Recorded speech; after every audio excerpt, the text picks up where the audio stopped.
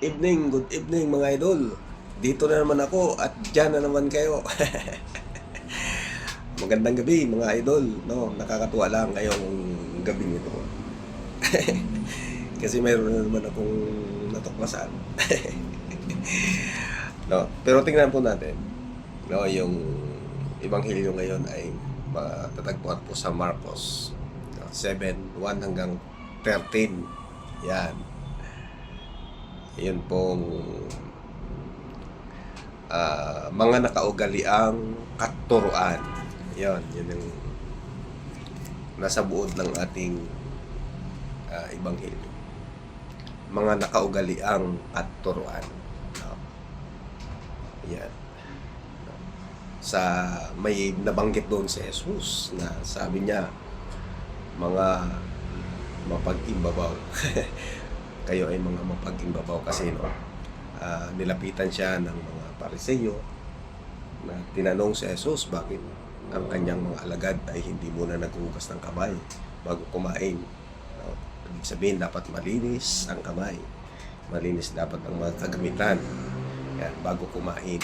O kaya yung mga lulutuin, yan, hinuhugasan. Dapat malinis. No, kaya nasabi ito ni Jesus na mga mapag-imbabaw. No, sapagkat kumakain nga sila na naghugas ng kamay, malinis ang kamay bago kumain. Pero, yun, wala sa puso ang linis. Yan. Yan ngayon, meron akong anuhan ba? Hindi kasi ako mapakali, hindi ako papakali na hindi mag-comment. Binanatan din ako ng comment. Bintang daw, bintang, no, di ba? Kaya nga sabi ko ay humahanga ako sa mga bispo, pare, mga madre, no? Na leader ng simbahan. Humahanga ako kapag mayroong paninindigan. Yan. Bilib na bilib ako dyan. No, sapagkat sumusunod talaga sila sa kalooban ng Diyos. Titirahin pa sila kasi bakit? Lahat naman tayo makasalanan. Kaya ibig sabihin, hindi naman natin sinasabing malinis na tayo at hindi na tayo makasalanan. Tayo din ay may pagkakasala. Pero nga, hahayaan na lang pala natin yan. Ganun ang ibig niyo sabihin. Kaya sinasabi ninyo na bakit nangingialam ang simbahan sa politika? Ibig sabihin, kasi may kasalanan din naman kami, no? Ako bilang isang simbahan, hindi ako banal. Di ba? No, kaya hayaan na lang pala natin yan. Hayaan na lang natin silang magnakaw, hayaan na lang natin silang pumapatay kapag sila ang nasa kapangyarihan, sila ang batas. Hayaan na lang pala natin yan. Kasi makasalanan din naman ako eh. Yun ang punto eh, di ba? Kung nabibintang ka, sabi, kung nang bibintang ka, dapat malinis ka. Yan ang banat sa akin. Dapat malinis. No, kaya saktong-sakto ito sa ebanghelyo na ito, no? Mayroon akong anuhan ba? Sa comment section ng kabilang ipinost, no? Kasi daw nakikisawsaw ang simbahan, no? Nakikisawsaw ang mga pari, no? Kasi kasama ang pari sa paghain ng impeachment, yan. Katatlo na nga yan eh, di ba? Oh, yan. Kaya tinitira nila ang simbahan, no? Tinitira nila ang mga pari, ang lahat ng sumasama. Kaya siguro may mga pari at madre takot sumama, no? Huwag kayong makatakot, mga pari at mga madre obispo.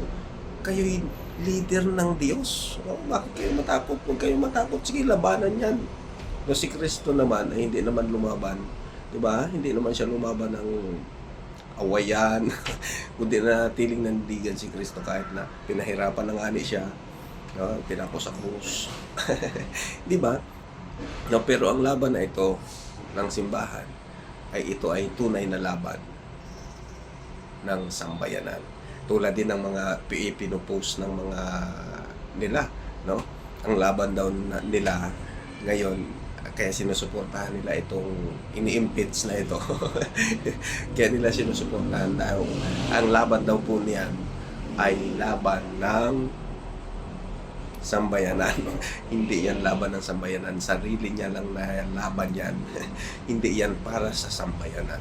Kapag yan ang nangyari, kapag yan ang naging makapangyarihan, kapag naging presidente yan, makapangyarihan yan, sa confidential pala nga, huwag ka nang magtanong, confidential nga eh. Yan ang katwiran, di ba? Kaya, kapag kaya na ang naging presidente, wala ka nang itanong-tanong dapat yan. Kung ano ang gustong mangyari niyan, mangyayari at mangyayari. Pag gusto na yan sila, yan ang totoo niyan. Yan ang totoo niyan. Kaya nga, yung mga sumusuporta, sige, samahan ninyo sa likod niya, at ipagtanggol. Kung hindi siya makasagot, kayo sumagot. Di ba? Samahan ninyo doon sa pagdinig at ipagtanggol ninyo ang inyong ipinagtatanggol na yan. Di ba? Kasi ang sabi pa ay bintang. Bintang ay napakarami na ng ebidensya. Bintang pa. Tapos iyong sinusuportahan na yan, bintang pa lang patay na. Bintang pa lang na nagda-drug, patay agad.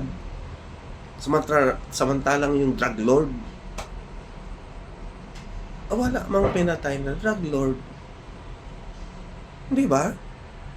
Oh, sige nga. Kung sinasang-ayunan mo pa rin yan, sabi mo malinis ka pala. Malinis ka. Ano ang sabi sa comment?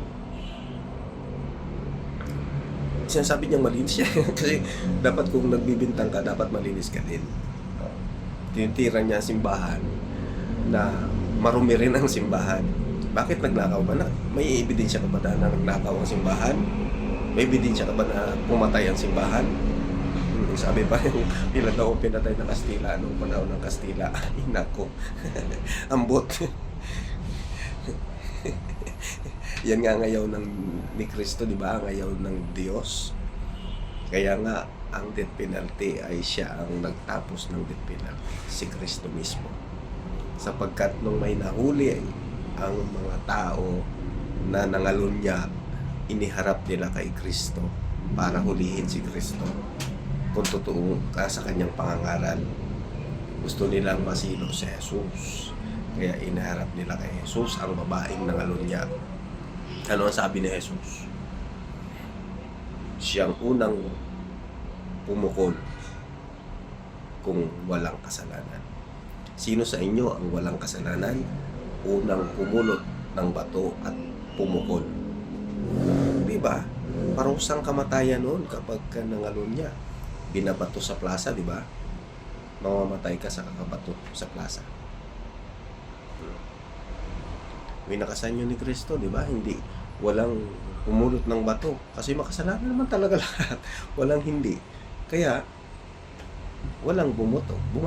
Anong sabi niya sa babae? Umalis ka na at huwag na muling magkasala. O, diba? Ayaw ni Jesus ng parusang kamatayan. Kaya nga siya naipako sa krus na itinuring siyang makasalanan. Diba? Ang malinis lang ay ito. Walang confidential pan dyan. Tiyak yun. Kahit nasaan nyo pahalong katin. Walang confidential pan. Walang confidential pan. Sino ngayon ang marumi? Sino ngayon ang marumi? Yung nag-comment na yan. Sige nga. Sabihin mo, bintang. Ang sabi mo, hindi ka nagbibintang, kaya inaari mong ikaw ay malinis. Malinis ba yan? Sinasang-ayunan mo sila na bintang pangalan na ito ay napatunayan ba? May napatunayan ba doon sa mga namatay na talagang drug lord yun? O kaya nagdudruga? At kahit pa nga di ba? Kahit pa nga sino ang may karapatang. Nako, ayaw ko sa'yo. Ewan ko sa'yo, sana mapanood mo ito. Oh, gaano ka kalinis? Gaano kalinis ang puso mo? Ha? Kapatid? Na sinasang-ayunan mo pa yan? Kinakalaban mo pa ang simbahan kasi nga ang simbahan, ang pare ay sumama na doon para sa impeachment na yan. babay na, babay na. So, babay na, babay na. Babay na mga kapatid. Basta ang mahalaga, wala man tubig. Dahil wala talagang tubig, kailangan kumain. Walang kutsara, pwede kumain. Yun kasi yung sa Ebanghelyo, no, pinagigitan na bakit hindi nagugas.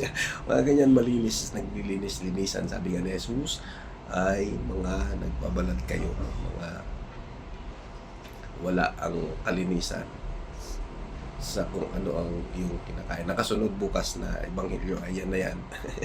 Yan, iba, may karugtong yan, no? Ang kalinisan ay nandito sa puso. Walang confidential fund sa 2028 election. Dapat nang ikulong ang mga malinisan. Bye-bye.